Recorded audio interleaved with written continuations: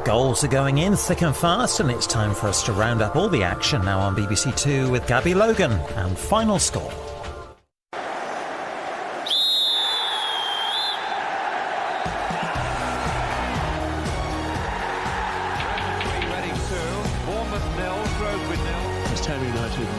Trying to avoid relegation. He was one of the heroes of the afternoon.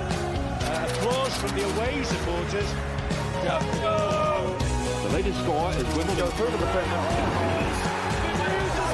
John Terry's tears, we all remember.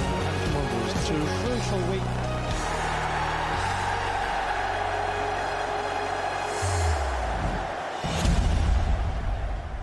Hello and welcome to Final Score. We've had more fireworks than you'd find in Mario Balotelli's bathroom cupboard. A lunchtime kick-off and 5 matches being played right now, including Arsenal, Manchester United, Chelsea and Liverpool all in action. You'll hear all about that in a moment. My 2 sparklers on the sofa, Garth Crooks and Matt Holland, will add their wit and wisdom shortly. The lunchtime kick-off in the Premier League took place at St James's. In the 3 o'clock kick-offs, Arsenal 3, West Brom 0. Robin van Persie's 29th goal in 28 Premier League games. Thomas Vermeulen's first in 2 years.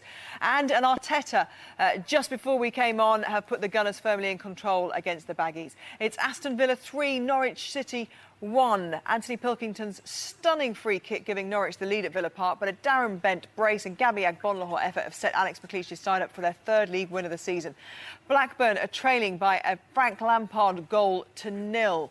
It's a bit of a calmer there after the storm for Chelsea last week. There's been an incident with Petr Cech as well, a bloody nose for him. Liverpool 0, Swansea 0. Kenny Dalglish's men have won just 3 of their last 10 against promoted teams at Anfield, and they're being held and pressed at times by Swansea today.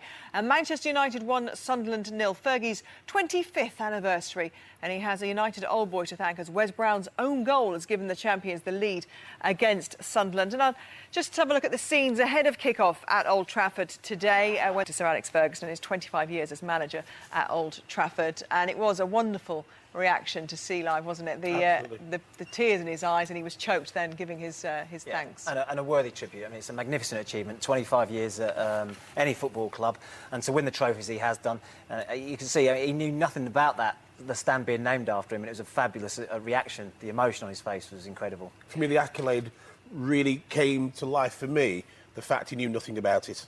To keep the secret like that... From a man who thinks he's completely in control. In control of the club, I think was sensational. Indeed. OK, let's head to our reporters around the ground, and where else but Old Trafford to kick off with Damien Johnson. Manchester United, by the sounds of it from these two here, have had a few great chances in the last few moments. They have. They've upped the tempo, but it's not been a great match, really. All set up for a champagne performance from United on Sir Alex's 25th anniversary, but it's fallen a bit flat, really. Wes Brown's deflected effort gifted United the leads. The highlight, as you explained, Sir Alex Ferguson's face, I guess. There'll also be a statue of the great man unveiled next year. Connor Wickham stretched it off very early for Sunderland.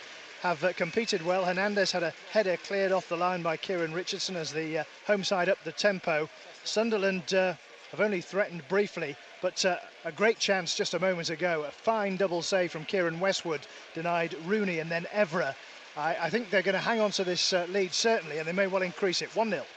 Thank you. Let's go to the Emirates. Mark Webber there for us today, and this is the free-scoring Arsenal, it would appear, today. Are they being challenged at all by West Brom? Well, it's surely all over now for the Baggies, to be honest with you, Gabby. Arteta's straight shot into goal, getting Arsenal's 3rd, like you said before we came on air, after an omnipresent Robin van Persie picked up on Ben Foster's fumble for the 1st and supplying across to Vermeulen for the 2nd for the team. But to be fair, West Brom have made the natives a little bit restless on several occasions. Chances for Dorrans and Brunt, all missing the targets. Arsenal's power clear in this game, but however much va-va-voom Van der Man's got, Arsenal keep on leaving the boot open, and a quick smash and grab isn't out the question. Arsenal 3, West Brom 0. And let's go to Ewood Park. 2 beleaguered sets of fans there starting the day. Blackburn, of course, were 3-1 up at Carrow Road last week and ended up only taking a point away. Chelsea thumped eventually by Arsenal. James Mason's watched to see which one of them could hold the nerve, get back into this and keep it tight. And at the moment, that's Chelsea. Yeah, it's Chelsea, Gabby. They lead 1-0 at the moment, leading through Frank Lampard's 6th league goal of the season. Scored early in the second half as the midfielder swooped low to head a Branislav Ivanovic cross past Paul Robinson. The first half was rather uneventful on the pitch, although a goal-mouth clash between Yakubu and Petr Cech led to a 7-minute stoppage as the Chelsea goalkeeper received treatment to his nose. And although anti-Keane banners were prohibited inside the ground, midway through the first half, a small aeroplane flew overhead with the words "Steve Keane out" trailing behind it. And despite good chances for Hanley and Hoylett in the last 15 minutes, Gabby, you fear should the scoreline stay the same, we'll see many more disgruntled banners at full time. But it's Blackburn 0, Chelsea 1. Thank you, James. Well, let's go to Villa Park. Ivan Gaskell there for us today, and this is the exact scoreline that Norwich came back from last week. Any signs of a comeback? No, I don't see it today. What are we, 14 minutes or so of normal time left? Just as you join me, that the applause in the background is for Stilian Petrov. Yet another decent shift from a very well-respected player, and rightly so. He's been the linchpin, I think, of this Villa display today. Behind most of their good work, though, I'll come to in a moment, the two guys that have really caught the eye. Actually, Norwich started the day very well, a promising start. It's rather turned sour since. One up, and deservedly so, with Anthony Pilkington's fabulous free kick, only serving to inspire Villa, really, who've levelled by a bent, went ahead through Agbon Lahore, and then surged into the comfort zone by a bent again. And it's those two that have really caught the eye today. What a combination, but as I speak, Norwich have combined to pull one back. What did I tell you? Norwich had no chance. It's 2-3 now, and I can see that Steve Morrison at the far post rose, Grant Holt's cross, and Norwich have got a lifeline in this game. What do I know? Thank you, Ivan. We'll chat in a moment about Norwich's powers of coming back in these situations. But let's go to Anfield. Richard Askham there. Last time Swansea visited Liverpool, it was a cup replay. Liverpool won 8-0 back in 1989. Liverpool had like just one maybe today. Yeah, they're really being frustrated, Gabby, as Swansea attack through Scott Sinclair. And I mentioned Sinclair. I think that's evidence of the fact that Brendan Rodgers thinks he can win this game. Sinclair coming on for Wayne Routledge, an attacking player for an attacking player. We've seen several chances for Swansea in this second half. Nathan Dyer with the best of them, forcing a couple of saves from Pepe Reina, and Leon Britton and Mark Gower really getting the better of Charlie Adam and Lucas in the midfield. The first half, Liverpool had their best chances. Andy Carroll hitting the bar from close range. Luis Suarez with a chance as well. But this half, Gabby, Swansea are really pressing. Thank you, Richard. Could there be a shock at Anfield this afternoon? Let's talk a little bit about well, first of all, let's talk about that goal at Villa Park, because 3-1 looked like a good lead for Villa. But Norwich are pressing as well. They just had another chance, and it's gone out for a corner. Hutton, I think, doing the defending. Yeah, it was a great ball in from Grant Holt. He checked back on the left, going down the left-hand side, checked back onto his right foot, and Morrison got it behind Stephen Warnock. It was a very tight angle, but a good header and a great ball in. There are signs of panic in the Villa play now. Suddenly, well, they've only won 2 games out all season, and you know, there's a bit of pressure there. The crowds have come down a little bit. And if a team knows that they can come back for a 3-1 scoreline, it's Norwich, and there must be an incredible sense of belief in those players because of these performances. Yeah, I mean, they just never know when they're beating Norwich. I mean, they've put him fantastic in the Premier League this season, and they're having a real go now. I mean, they've got another free kick, haven't they? Yeah. Just wide on the left-hand side, just about to put it into the box now. So, yeah, they're pushing Aston Villa, and Aston Villa are getting a little bit nervy at the back. OK, thank you. Let's go to the Rico. You may have seen there, it's come through on the video printer, that Southampton have gone back into the lead there. Steve Lee has seen them have a 2-goal cushion and then be pressed back to 2-2. Are they now comfortable, do you feel? I would hate to use the word comfortable. It's Coventry 2, Southampton 3. We've had 2 distinct halves here. The Saints withstanding a fierce Coventry fight back, as you said, to force their way back into this match. Their Brazilian Gulli de Prado heading them their 3rd goal from a superb Adam Lallana cross. I just don't know where he dug it out from. Nigel Atkins' side totally dominating the first half. 2 de Prado assists leading to goals from Chaplow and Lallana. But Coventry, who'd looked dead and buried in the first half, sprang to life after the break. Goals from Jukovic and Platt suddenly gave the 3,000 travelling fans just a few nerves. But then came that soaring de Prado header, and the Saints, at this stage anyway, look to be marching on. It's Coventry 2, Southampton 3. Well, let's go to the KC Stadium now, because if Southampton hold on to that victory, it's important that West Ham keep up the pressure. Paul Addison is watching them today.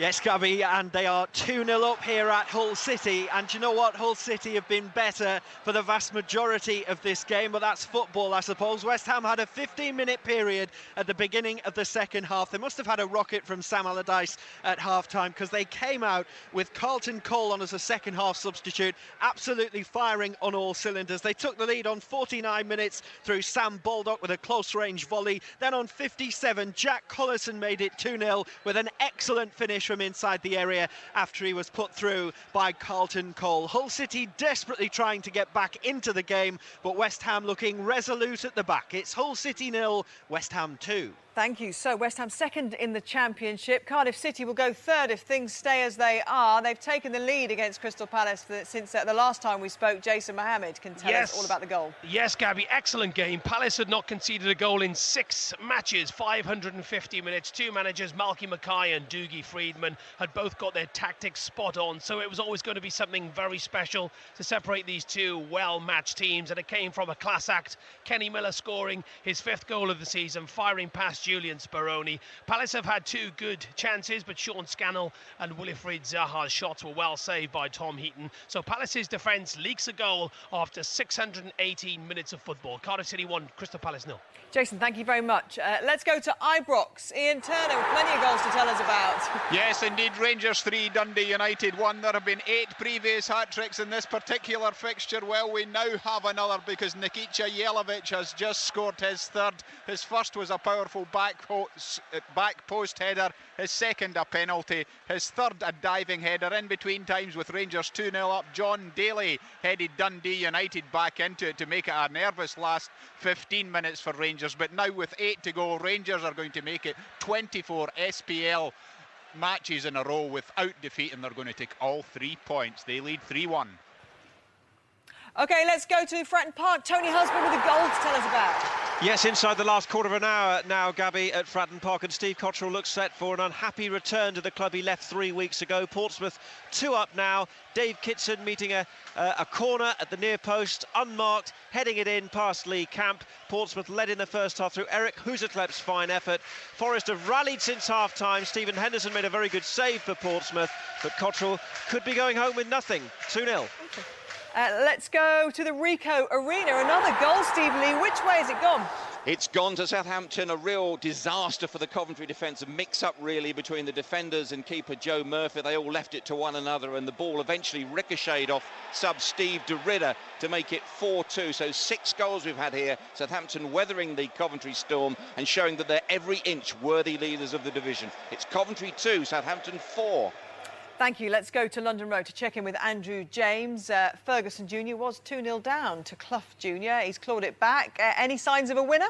No, and it's still really hard to pick which way a winner could come from, Gabby. It really has been end-to-end stuff, but so many mistakes on a wet pitch, it still could go either way. Derby found themselves 2-0 in front, 2 goals for Theo Robinson, who really should have got himself a hat-trick before half-time to finish the game off, but he didn't, and Peterborough got one back through Paul Taylor. Then straight after the restart, a mix-up between Jason Shackle and the Derby goalkeeper Frank Fielding allowed Tommy Rowe to nip in at the near post and just poke the ball agonisingly from Derby's point of view over the line, but it was no more than Peterborough deserved. It's been good value, end-to-end, still anybody's game, and it's 2-2, Gabby.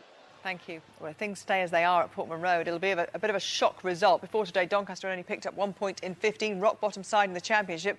Robin Bailey can tell you the story there. Yeah, they're holding their own as well. Ipswich 1, Doncaster 3. Doncaster doing all their work before half-time in a dire defensive display from Ipswich. 2 goals from El Hadj Diouf, who's been excellent, now subbed. And those goals sandwich Billy Sharp's header. Now, the Ipswich fans, of course, know this story about him losing his son a week ago, and they all applauded. It was a lovely moment. Sharp thanked them as well. And we've also just had a lovely moment where he's been substituted, and he got a standing ovation, rightly as well. Well, after that half-time rocket from Paul Jewell, there was a brief revival from Ipswich. They have been better with Carson and Martin in the team. Carson, the teenager, scored to suggest a comeback, but in truth, Doncaster might have had 3 or 4 more here, and they are looking good. This will be their first win in 6, and Dean Saunders' side looking good. They're 3-1 up. And only their second ever win at Portman Road, if they can hold on. Let's go to Ashton Gate, Bristol City, producing some form today, Hamish Marshall, the scoreline would suggest. Indeed they are. They're beating Burnley by 3-1, and that puts them on course for a first home win of the season. Loan signing Stephen Pearson scored the first on his debut. He set up the second for substitute Brett Pittman, and Albert Adomah made it 3 with a stunning finish at the end of a pacey run. Burnley were briefly level at 1-1 through Ross Wallace, but were inside the last 4 minutes, and Bristol City are on course for the points. They lead 3-1. What a result this is looking like it's going to be for Inverness Caledonian Thistle. They've only picked up 1 point on the road. They're 6-2 up at Kilmarnock in the SPL. But let's go back to the Championship, to Bloomfield Road in particular. Adam Pope can tell you the story from there. Yeah, Kevin Phillips' goal as he came on as a substitute divides the two sides. An absolute stunner from the edge of the D to give Blackpool a 1-0 lead. He's just hit a post as well. Millwall have forced a great save out of Matt Gilts. It's been a fantastic game of football, real end-to-end stuff. But what a week for Blackpool. It could well be 6 goals without reply. They're hanging on to a 1-0 lead. Oh, no! He's giving a free kick. Is it a goal or is it a... let's go to Anfield. Richard Askham can tell the story. Yes, hi Gabby. It's been disallowed for an infringement. Offside, offside on the far side given by the assistant referee over there, Sean Massey. Dirk Kuyt steered the ball into the net with his head, but it's been disallowed. Liverpool, that's about the only good chance they've had, Gabby. Swansea have been comfortable. You can feel just a little bit of pressure building, but overall Swansea look comfortable and no goals here. I think she's got married since, but you may know her as Sean Massey. Well, okay, what she did, she was spot on there in the offside. She made a very good decision there. Spot on. And anything else about that match you want to say? Or are you being incredibly careful? It was. I was a bit. I thought the original free kick was dubious. It a corner came from it, and then the ball came into the box, and it was adjudged offside. It was very tight, but on the replay, she was right. Yeah, no, I mean, Swansea have had a couple of chances as well. Mark Gower had an unbelievably good chance. The ball went to the far post. Danny Graham laid it back to him and really should have hit the target. He's only about 8 yards from goal. Keep him awake at night, that kind of thing, won't it? It was a good chance for Swansea. But if they can take a point away from Anfield... I mean... It'd be a fantastic... Well, worst away record in the Premier League at the start of play, so to get a point at Anfield would be a great result for them. They only had a point on the road so far this season. OK, let's get some reaction from St James's Park. The lunchtime kickoff was there. It was Newcastle against Everton. Steve Bauer asking the questions. If we was at Gudgin, we'd have got beat today 2-1, the way they scored just before half-time, and their crowd. But, you know, at home it makes a difference, and our fans helped us today. We absolutely defended different class second half. One of our best defensive displays, I thought, second half. They brought all their big guns on, and they couldn't really find an opening. And we had a couple of chances that could have sealed the game, but a fantastic win, because Everton were hurting, and they come and showed that today. The 2 goals we gave away were terrible. Really were, and you know, Newcastle started very brightly, but we expected that. We expected them to be strong early doors, and we may possibly had more chances than Newcastle, but they scored, we didn't. We're a new team, and we didn't expect to have this run that we're on, but we're enjoying it. We're just taking one game at a time, and I know our fans are loving it, and we'll go to the next game unbeaten, which is going to be a great game, because if Man City don't get beat the weekend, it'll be 2 unbeaten teams, and that'd be nice. With the few opportunities we got in the first half, we didn't take, and then, you know, you hope that, you know, that Louis' shot does go in, which it looked as if it was going in, and it isn't given.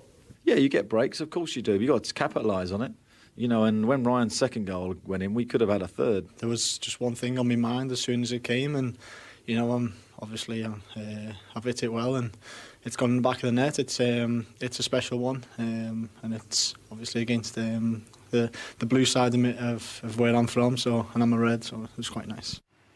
Well, on any other occasion, we'd probably be actually asking Richard Askham about the goal at Anfield, but instead it's vroom, vroom, vroom. What a save the man just made. Yeah, absolutely superb save from Glenn Johnson, Gabby.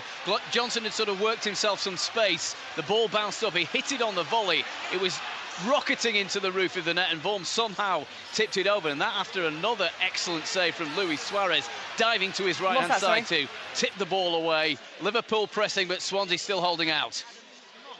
Thank you. Let's go to the Valley. Jackie Oatley, another goal there. It's a 6th goal of the day, and surprisingly hasn't gone to Charlton Athletic. Preston have pulled a goal back. 5-1 now they trail. It was a simple one, not good defensively. Parry's corner from the right. Simple header for Craig Morgan. But a little bit earlier on, Danny Hollands had made it 5-0 to Charlton with a superb header into the top right-hand corner from Rhys Royce Wiggins' left wing cross. They've been all over Preston this afternoon. They haven't had to be at their scintillating best by any stretch. Preston have simply been very poor indeed. They're heading for 1 point from a possible 21. 4 wins in a row for Charlton. 5-1 they lead. It's getting so nervy at Anfield, but I'm going to go to Fratton Park first. Tony Husband, a goal there. Yes, Eric Huizenklep scored his second of the day. A summer signing made, ironically, by Steve Cotterill. He's made it Portsmouth 3, Nottingham Forest 0, converting a David Norris cross from the left-hand side. Portsmouth 3 up. It's all over. One of a few chances that the visitors had, but they punctuated well-taken Arsenal goals with a charge led by Robin van Persie. He scored the first, tapping in Foster's fumble. He provided the cross for Vermaelen to score number 2. Arteta's shot was number 3. Arsenal scoring for fun, but I tell you what, the Baggies will be boing, boing, boinging in frustration about not getting at least a consolation. Arsenal 3, West Brom 0. And it's all over at Ibrox. Ian Turner, another win for Ali McCoy's side. I don't know who's giving you this information, Gabby. It's not all over yet, but it should be. We have had a delay for 4 minutes as the referee has tried to sort out what can only be described as a good old Scottish stramash on the far side. Greg Wild, the Rangers substitute, has been red carded. Rangers are leading 3-1 over Dundee United. 3 goals from Nikica Jelavic, 2 headers and a penalty, and John Daly's counter with his head for Dundee United. It's been a good game. Rangers will be extending their lead to 12 points, but we've got 2. There it is now. Gabby, your information was right. It is all over at Rangers. Rangers have beaten Dundee United by 3-1. They are 12 points clear at the top, and they are 24 matches undefeated in the SPL. Thank you very much, Ian. It is. With what looked a serious knee injury, Brown got the last touch from Nani's corner to deflect the ball into his own net for the goal. United up the tempo after the break. Kieran Westwood in the Sunderland goal produced a brilliant double save to deny Rooney and Evra. At the other end, Bentner just failed to connect with Larsson's cross. United the winners, 1-0, but not vintage stuff. Let's go to Anfield. It's all over there, and Brendan Rodgers will no doubt be the happier manager, taking a point from Anfield. Richard Askham has been watching this one. Yeah, absolutely, Gabby. The Swansea players are clapping the visiting supporters to my left-hand side. An excellent performance from them, but 4 draws at home now for Liverpool. They might be unbeaten here at Anfield, but it's becoming the sort of habit that can be hard to break. But take nothing away from Swansea. With Nathan Dyer outstanding, they never wavered from their pass and move principles. Pepe Reina was forced into a couple of saves to deny Dyer in this second half, and the Swans went for the win. Andy Carroll hit the bar early in the first 45 for Liverpool. He really should have scored, but although Swansea might not have won, they've certainly quickly winning the respect of the Premier League's big guns. It finished Liverpool 0, Swansea 0. And the way things sit tonight, it's Norwich 9, Swansea 10. QPR yet to play this weekend on 12. The promoted sides making a good go of it this season so far. Let's go to London Road for another goal. Andrew James. Dramatic finish here, Gabby, in stoppage time. Peterborough United 2-0 down, have come back and they look like they're going to win it to 3-2. Grant McCann with a thunder-driving shot from outside the box, his 7th of the season, and that after Derby had just introduced 15-year-old Mason Bennett and 16-year-old Will Hughes as substitutes. Posh have pulled it back from 2-1 down. They lead 3-2 in stoppage time. Peterborough have the second leakiest defence in the Championship. Let's go to Villa Park. Ivan Gaskell has seen Aston Villa hold on for the win. It must have been a nervy finish, though. It really was. It was a hugely enjoyable game, though. It started really brightly and in many ways got better. The goals came like this. Well, Norwich actually took the lead. Pilkington's fantastic free kick on 25 minutes. Villa's response was very positive, though. Darren Bent 5 minutes later squared it after Gabby Agbon-Lahore had squared the cross in expert fashion. Agbon-Lahore then surged Villa in front, nipping in after a mistake between defender and goalkeeper. Fullback possibly greater at fault. It was Villa ahead. They extended their lead with Bent. Agbon-Lahore and he combining again as they did all afternoon. Morrison pulled one back for Norwich with 12 to go. It was tense towards the end. Further encouragement, though, as Villa held on. The sight of Jermaine Genus off the bench for his first appearance since signing in August, but in the end, the Canaries' wings rather clipped here. Villa 3-2 winners. And it's all over at the KC Stadium. Paul Addison has seen Sam Allardyce take away 3 valuable points in his fight to take West Ham back to the Premier League.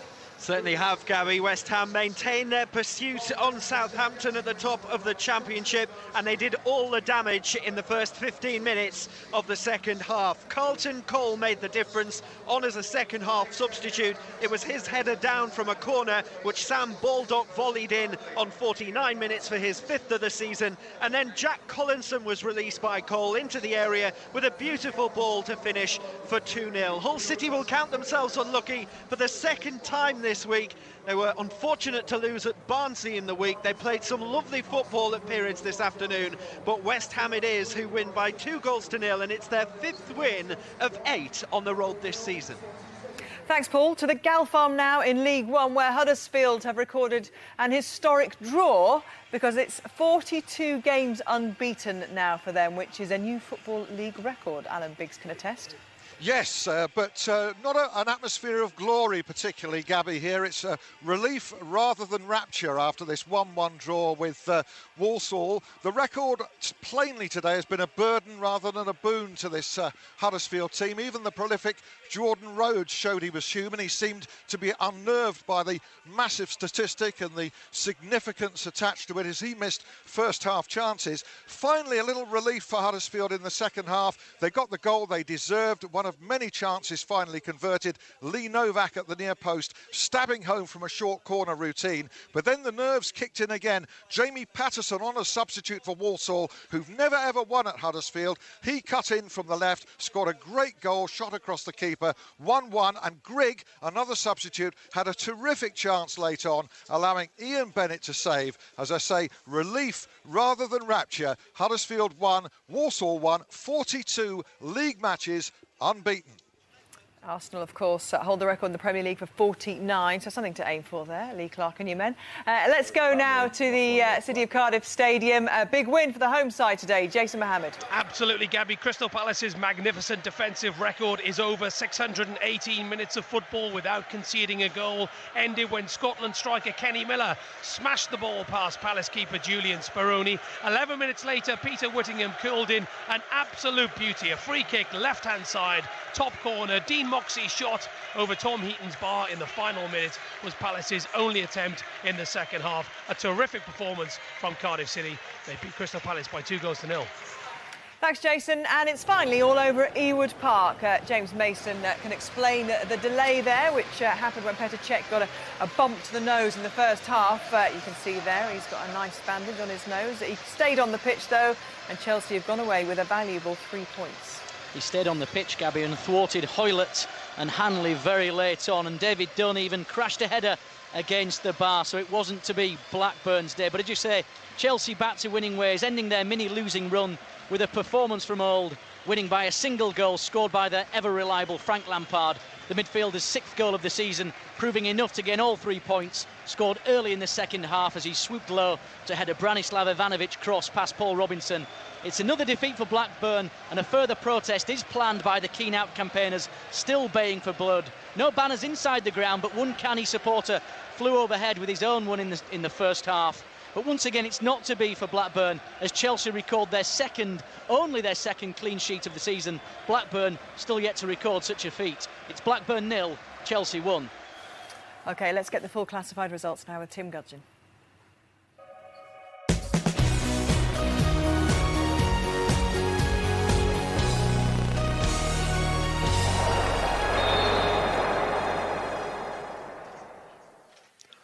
And to start, the Barclays Premier League. Arsenal 3, West Brom 0. Aston Villa 3, Norwich City 2. Blackburn Rovers 0, Chelsea 1. Liverpool 0, Swansea City 0. Manchester United 1, Sunderland 0. Newcastle United 2, Everton 1. QPR and Manchester City kick off at 5:30. In the Empire Championship, Blackpool 1, Millwall 0. Bristol City 3, Burnley 1. Cardiff City 2, Crystal Palace 0. Coventry City 2, Southampton 4. Hull City 0, West Ham United 2. Ipswich Town 2, Doncaster Rovers 3. Middlesbrough and Watford, Middlesbrough and Watford kick off at 5:20. Peterborough United 3, Derby County 2. Portsmouth 3, Nottingham Forest 0. In the League One, AFC Bournemouth 2, Scunthorpe United 0. Charlton Athletic 5, Preston North End 2. Chesterfield 2, Yeovil Town 2. Exeter City 0, Carlisle United 0. Huddersfield Town 1, Walsall 1. Leyton Orient 1, Hartlepool United 1. Milton Keynes Dons 3, Rochdale 1. Notts County 1, Wycombe Wanderers 1. Oldham Athletic 0, Bury 2. Sheffield Wednesday 0, Brentford 0. Stevenage 2, Sheffield United 1. And Tranmere Rovers 0, Colchester United 0. In League 2, Accrington Stanley 2, Bristol Rovers 1. AFC Wimbledon 1, Barnet 1. Bradford City 0, Cheltenham Town 1. Burton Albion 1, Macclesfield Town 0. Crewe Alexandra 0, Torquay United 3. Dagenham and Redbridge 0, Shrewsbury Town 2. Gillingham 4, Northampton Town 3. Hereford United 1, Crawley Town 1. Plymouth Argyle 1, Morecambe 1. Port Vale 0, Swinton Town 2. Rotherham United 2, Aldershot Town 0. Southend United 2, Oxford United 1. In the Blue Square Premier, Bath City 2, Grimsby Town 2. Darlington 1, AFC Telford United 0. Forest Green Rovers 4, Alfreton Town 1. Gateshead 2, Braintree Town 2. Kettering Town 2, Southport 3. Kidderminster 2, Tamworth 0. Lincoln City 2, Barrow 1. Luton 1, Fleetwood Town 2. Mansfield Town 1, Cambridge United 2. Newport County 0, Ebbsfleet United 1. Stockport County 3, Hayes and Yeading United 3. And York City 0, Wrexham 0. In the Clydesdale Bank Scottish Premier League, Hibernian 0, Dunfermline 1. Kilmarnock 3, Inverness Caledonian Thistle 6. Rangers 3, Dundee United 1. And St Mirren 0, Hearts 0. The Iron Brew Scottish Division 1, Ayr United 0, Greenock Morton 1. Dundee 1, Wraith Rovers 0. Falkirk 4, Livingston 3. Hamilton Academical 3, Queen of the South 1. Partick Thistle 0, Ross County 1. Scottish Div 2, Albion Rovers 7, Airdrie United 2. Arbroath 4, Dumbarton 3. East Fife 1, Cowdenbeath 3. Forfar Athletic 0, Brechin City 0. And Stenhousemuir 4, Stirling Albion 0. In Scottish Div 3, Alloa Athletic 1, Stranraer 0. Berwick Rangers 1, Elgin City 1. Montrose 2, East Stirlingshire 1. Peterhead 0, Clyde 0. And Queen's Park 0, and an Athletic 0. In the Welsh Premier, Avonlido 0, Bangor City 0. Carmarthen Town 2, Prestatyn Town 1. Newtown 2, Port Talbot Town 0. And the New Saints 4, Llanelli 0, the latest. The Carling Premiership, Carrick 1, Dungannon Swifts 1. Cliftonville 4, Linfield 2. Coleraine 1, Ballymena United 0. Glenavon 0, Portadown 2. Glentoran 2, Crusaders 2. And Lisbon Distillery 0, Donegal Celtic 2. OK, let's have a look at the tables. So, victory against Sunderland sees Manchester United close the gap on Man City to 2 points. But that could change again tonight with Roberto Mancini's men facing QPR in the late kick-off. No change for Newcastle and Chelsea, who both won. But Arsenal's convincing win against West Brom sees them go level on points with Liverpool and Spurs, who play tomorrow. It's as you were at the bottom, where Blackburn were the only side in the drop zone playing today. Their defeat to Chelsea keeps them in 18th. Wigan, Bolton and Wolves will all be looking to capitalise on that tomorrow when they're in action.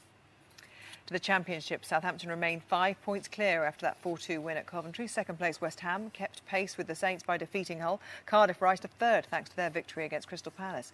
Middlesbrough take on Watford in today's late kick-off. At the bottom, Doncaster remain at the foot of the table despite a 3-2 win at Ipswich, where El Hadj Diouf scored twice. Bristol City's resurgence under Derek McInnes continued with victory against Burnley. They're now just 3 points from safety. To League One, Charlton stretched their lead to 5 points after beating Preston 5-2. Second place Huddersfield lost a bit of ground with a 1-1 draw against Walsall, although they have now gone 42 games unbeaten, equalling a Football League record. Third place Sheffield Wednesday were held to a goalless draw, with Brentford claiming a point at Hillsborough. At the bottom, Yeovil twice came from behind to draw at Chesterfield, but they stay bottom because of Wycombe's late equaliser at Notts County. Rochdale lost at MK Dons today, so Walsall are now a point above the bottom four. To League Two, Southend now 2 points clear at the top, with Ryan Hall their match winner against Oxford. Second place Crawley held to a 1-1 draw at Hereford. Cheltenham rise to third after their win at Bradford, while Morecambe dropped to fifth following their draw at Plymouth. Argyle remained 4 points adrift at the foot of the table following their draw today. Barnet took the lead at AFC Wimbledon but had to settle for a point, so they remain in the relegation zone on goal difference. And to the Blue Square Bet Premier, Wrexham picked up a point away to fourth placed York. Fleetwood won 2-1 at Luton. They're now behind the leaders on goal difference only. At the bottom, Bath drew 2-2 with Grimsby, but that result not enough to lift them off the bottom. Lincoln's win against Barrow takes them out of the relegation zone. And the SPL, Rangers beat Dundee United 3-1 to establish a commanding 12-point lead at the top. Motherwell will look to cut the gap when they play Celtic tomorrow. Inverness stay bottom despite claiming their first away victory with a remarkable 6-3 win at Kilmarnock. Let's get the headlines from the Premier League today. It finished Manchester United 1, Sunderland 0. Fergie's anniversary gift, an own goal from United old boy Wes Brown, who handed victory on a plate to Manchester United. Sir Alex celebrating 25 years at Old Trafford with that, the Sir Alex Ferguson stand. It was Newcastle 2, Everton 1. The 2 win tailor-made. Defender Ryan grabbing a stunner as Newcastle's defeat of Everton extends their unbeaten start to the season. Goalless draw at Anfield. The Reds stuck in a rut. Kenny Dalglish's Liverpool again can't find a way past a promoted team at Anfield as Swansea hold on for only their second away point of the season. That man warm, with a lot of thanks, I imagine, from Brendan Rodgers this evening. Blackburn Rovers 0, Chelsea 1. Petr Cech broke a nose. Chelsea edge it at Ewood. A Frank Lampard goal is enough to give Chelsea victory and pile on even more pressure on the Blackburn boss, Steve Keane. And Aston Villa 3, Norwich 2, Ruddy hell. A mistake by Canaries keeper John Ruddy gifting a crucial goal to Darren Bent as Aston Villa register only their third league win of the season in the battle of the Motherwell boys. Well, it's an historic night as match of the day comes from Salford for the very first time. They've left this studio. Yep, Gary, Alan and Lauro will be breaking in the sofa at 10:30 on BBC One tonight. All the goals, all the action for you from there. And then following that, the Football League show with Manish at 10 to midnight. And then Match of the Day 2 also moving up north this weekend and adding the authentic accent, Phil Neville joining Colin and Lee. BBC 2, 10 o'clock tomorrow night. So Sir Alex Ferguson with a win, not the most impressive win of his career, of his 25-year reign at Old Trafford. That was what the story was all about today. And Jonathan Pearce is talking to him now. So Alex, because of the 25-year anniversary, richly deserved of course, was this a game though you just wanted to get beyond with the 3 points? I think you're right there. When we scored the goal I said, well, finish it now. You know, I'd been happy to do that. I don't know whether it's down to Sunderland being so determined or we were just a bit anxious in our game. You know, it was a mixed up game for me that way, but we did improve in the second half and we created some very good chances. For the last 15 minutes, you know, Sunderland gave everything and it was just a near thing. Strange seeing the penalty, the award, wasn't it? If he's seen an arm go up but doesn't know whose arm it is, should he give a penalty? Well, he put his flag up for a penalty kick, there's no question about that. But it was obviously the Korean boy had touched it, you know. But that was a break really, because, you know, the referee, if he stands by what the linesman's given, is a penalty kick, you know. Correct decision in the end though, wasn't it? But correct decision, yeah. During the 90 minutes, did your players make the correct decisions all the time in terms of movement, I passing? think there was anxiety about their play today. And, we give credit to Sunderland because they really did battle and fought really hard. You know, they've been through a bit of a sticky patch, Sunderland, but I can't see how they could be possibly in danger, you know. I think there's a lot of substance to their team. They've got a lot of energy and they worked their socks off. We certainly were a bit anxious, I would say that. And throughout your 25 years, you've always been supportive of other managers when they've been in sticky situations, and you have been of Steve, haven't you? Oh, he's a great manager. He's done fantastically well. He's got the energy too, and he's got the drive, and it's maybe he made a difficult decision bringing so many players in one season. I think that's always very, very difficult, and it'll take time to bed that in. But today I was impressed with him. And are you relieved now that all the hullabaloo's over about 25 years? Oh, I know. It was a surprise to me today. I didn't expect that today. I felt really honoured and emotional when I saw my name in that stand. I must say I really thank the club for that. It's really very nice of them. Was it a bombshell for you? Did he know anything about it? I didn't know a thing about it. No. And over the 25... Few and you everybody told me. So he's sacked. And over the 25 years, I mean, I have to ask you this question. Is there one moment, one player, one moment that stands out? I mean, winning the league for the first time was a turning point. There's no question about that. But Barcelona, I'll never forget that. Amazing nights he's had in his career, but as somebody who's lucky enough to be in the new camp that night, that was an amazing turnaround, and of many highlights of 25 years. Whatever you might say or think about Sir Alex Ferguson, he's a traditionalist, and traditions and the customs in the game mean a lot to him. So to have a stand at Old Trafford named after him would have meant an awful lot. But to keep it quiet is even, the biggest You say he's a puzzle. traditionalist, and it's interesting, in all the acres of stuff that's been written about him in the last few days, one of the things that comes through is how much he loves working with young players and how much he loves that idea of taking, nurturing, growing, and how they have to stand up and be strong to him. That was his first job when he arrived at Old Trafford, to try and revamp the youth system, and it took 4 or 5 years, but all of a sudden the likes of the Beckhams, the Scholes, the Giggses, the Nevilles, they all came through and filtered into the first team, and he gets no greater pleasure than seeing the lads in the youth team nurtured and into the first team, and he's done a fabulous job of that over the years. Incredible enthusiasm he still has for what is an incredibly tough job, isn't it? And he doesn't seem to have any plans to go anywhere soon. No. Okay, let's head to Ewood Park now, scene of a 1-0 Chelsea win. Guy Mowbray is talking to manager Andre Villas-Boas. 3 points, that's all that matters today, isn't it? Yeah, today was important to get back to winning ways. It's been a tough week for us with back-to-back defeats in the Premiership and the draw at Genk. So we really wanted to go back to winning ways, and it's how difficult it is at Ewood Park. We managed to do 2 different halves. The first half, I think it was played to low intensity by both teams. But we desperately needed the 3 points, so the boys increased the tempo for the second half, and in the second half they created the opportunities enough for us to win the game. Scored from one, and then were brave enough to hold on to Blackburn's set plays, which is always difficult to defend.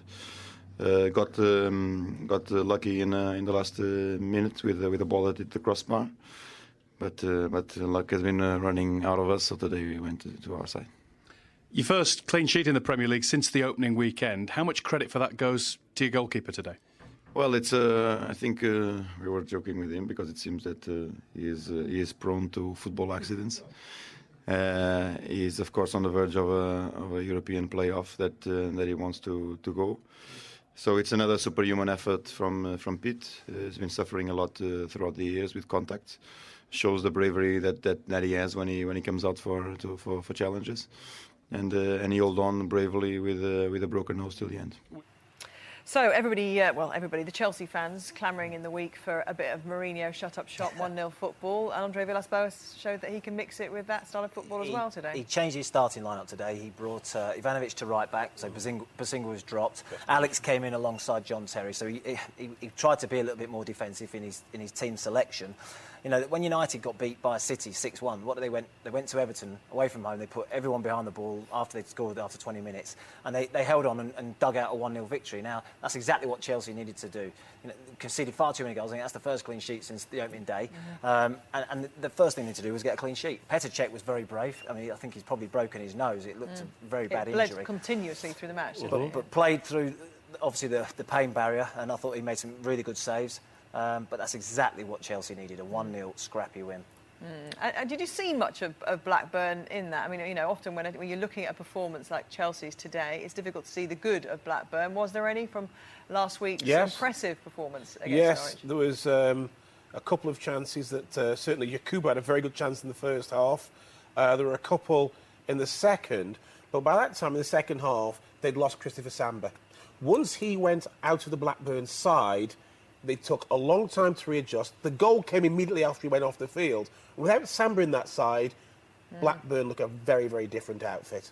And again, Keane's had another stroke of bad luck. He's lost his best player, his most formidable player, and the bad luck's dogged him throughout from the start of the season. The 1-0 defeat to Chelsea is not anything to be, it's not disgraceful by any stretch of not imagination. at all. Although the Blackburn Rovers fans are still making their feelings clear at Ewood Park. They planned various protests today. There were some ahead of the match. And I'm guessing that had they got a draw or a victory, these banners wouldn't be out today. Who knows how fickle they are. But aren't these football fans better served getting behind the team because the players like the manager and behind the manager? They're still above, I think it's Wigan and Bolton. Yes, they've got 5 points, but they've played some big sides. It's early in the season. This energy could be well spent supporting the manager and the team. You go along with that, Matt? Yeah, look, I mean, these protests started, I think, prior to the Arsenal game. They went and won that game, and the protests have continued since. So it is difficult for Steve Keane. I mean, again, I think they put on a brave performance today, Blackburn. I thought they played pretty well, and I think they hit the bar late on as well. So they've had a couple of chances, and it didn't quite happen for them. But I think it's slightly harsh on Steve Keane. OK, thanks for the moment, guys. Let's see some goals now from the KC Stadium. West Ham were in town. John Roeder was watching. Cole. Buildup. Oh, he's got away from the defender. Buildup trying to bring it inside for Nolan. Gets the corner kick. As he gets away from the defender. Conscious that Chester was coming across. Cole. And turned in. Buildup. Cole with the important header on. And Buildup was there to turn it in from close range. McKenna. Hobbs' ball hits Collison, picked up by Bouba Diop. Cole gets away from Hobbs, lovely ball. It's Collison to finish it, and West Ham double their advantage.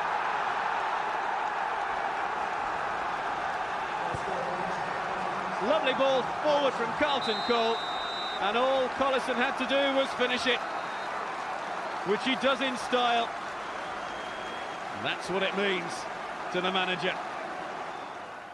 Sam Allardyce delighted with that win, an important win with Southampton getting a 4-2 victory at the Ricoh as well, keeping it closer than it could have been at the top of the Championship. And all credit to Southampton, because at one stage they were 2-0 up, went 2-2 at Coventry. To win 4-2 is important, bearing in mind West Ham seem to be gathering momentum.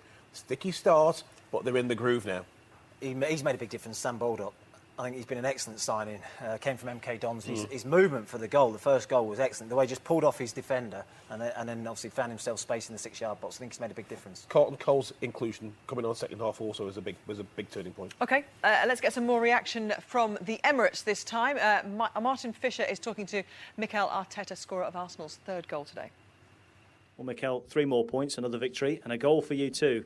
Afternoons don't come much better than that. No, it was really good. I think it was a good performance from all the boys. We keep a clean sheet, we scored 3 goals and get the point. So really pleased with that. Do you feel today Arsenal played slightly within themselves? I don't know, but we try our best, and the first half I think we did really well. We keep them really quiet, we create chances.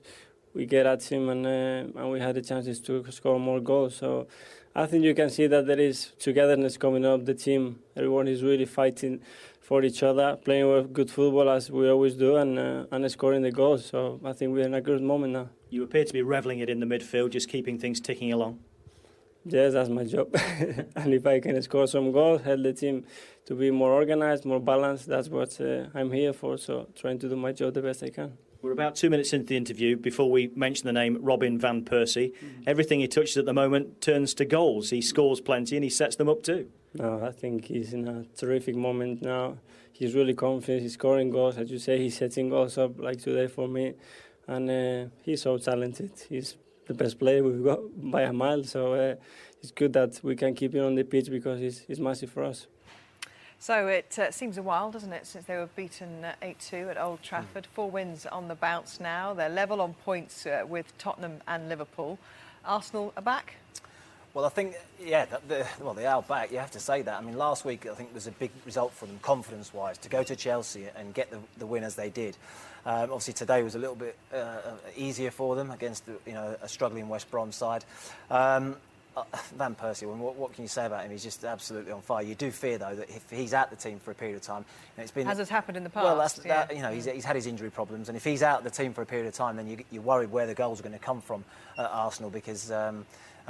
29 goals, I think it is, in 28 matches now. It's just a phenomenal record, and every time he goes on the pitch, he looks like he's going to score a goal. He's scored 8 in the last 4, and they've won the last 4. And he really is a talisman, isn't he, for them? He is, I think when you've got a top player playing as well as he is in the side, it seems to have that effect on everybody around them, all want to play with him. And the first thing you say, are you fit this week? Are you going to play? Great. And everybody goes, right, I'm looking forward to it. If he's injured, I think Matt's right.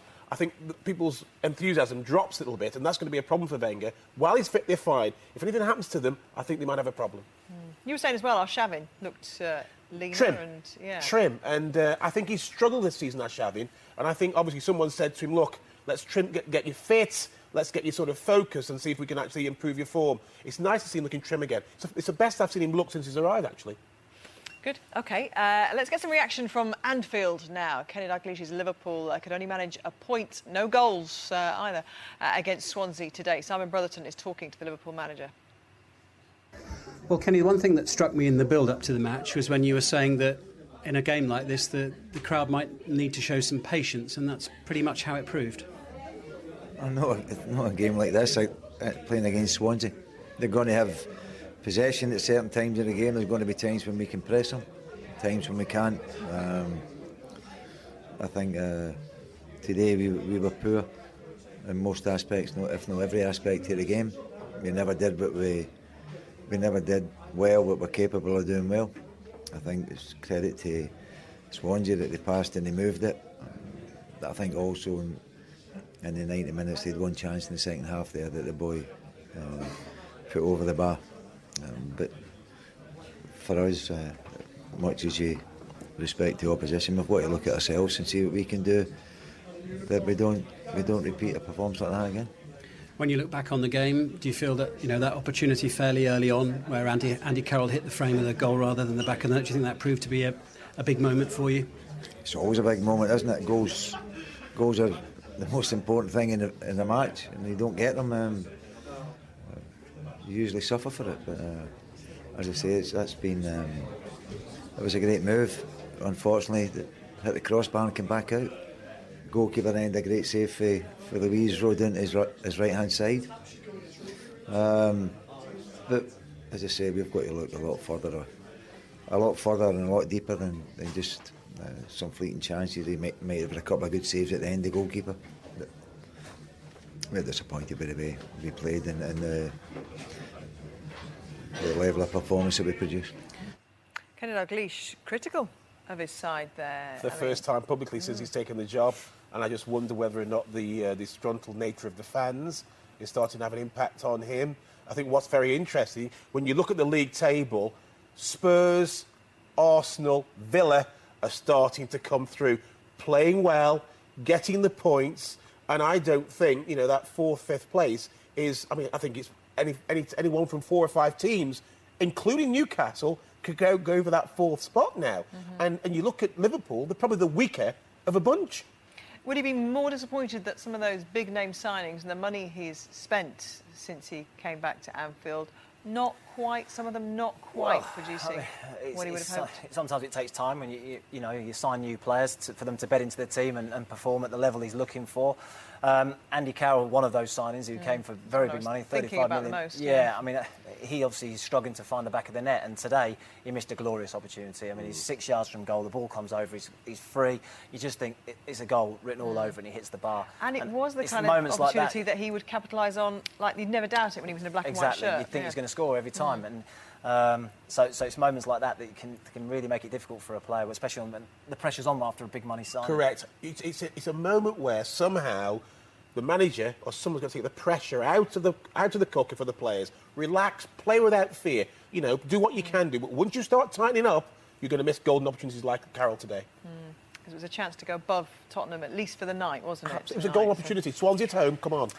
Let's give Swansea some credit, by the Yeah, way. yeah, You know, they absolutely. were a good team, Swansea. Yes, Yeah, they but played well. on the road, Especially at home. they'd only taken a point before today, Absolutely. so you didn't expect them necessarily to come away with a point, but well done, Swansea, and maybe they can start to take that home form on the road, which will lead to a very interesting season indeed. But just round the corner, another of the promoted sides who are going well, QPR, have the league leaders to contend with. They're going to have to go very well indeed if they want to take anything from this evening. Mike Sewell has the team news. Well, Gabby, seeing the names of Aguero, Dzeko and Silva on the team sheet is a frightening prospect for any opponent, knowing that Manchester City have also scored 18 goals in their last 4 matches on the road in all competitions. Only adds to the trepidation for Queen's Park Rangers, especially as goals haven't exactly been forthcoming for them. The 6 changes to the City lineup from the Champions League win at Villarreal include returns for Aguero and Dzeko. Mika Richards, Jolien Lescott and Gareth Barry also start. Neil Warnock adopts a rare 4-4-2 formation. It's a team which shows 3 changes from the defeat at Spurs last week. Danny Gabidon, Jamie Mackie and Jay Bothroyd all start. Thank you, Mike. Yes, so Manchester City back in our attention again, because it's been the other half of Manchester that's been getting all the glory the last few days. Certainly Alex Ferguson getting the glory for his 25 years, but that has been against the run of recent form because it's all been blue, hasn't it? And Man City's incredible season so far looks like going on in Europe. They seem to have turned a corner as well. Do you see them having any trouble here this evening? No, I don't. Not if they go about their business the way they have been doing. For me, Yaya Toure has been immense for them.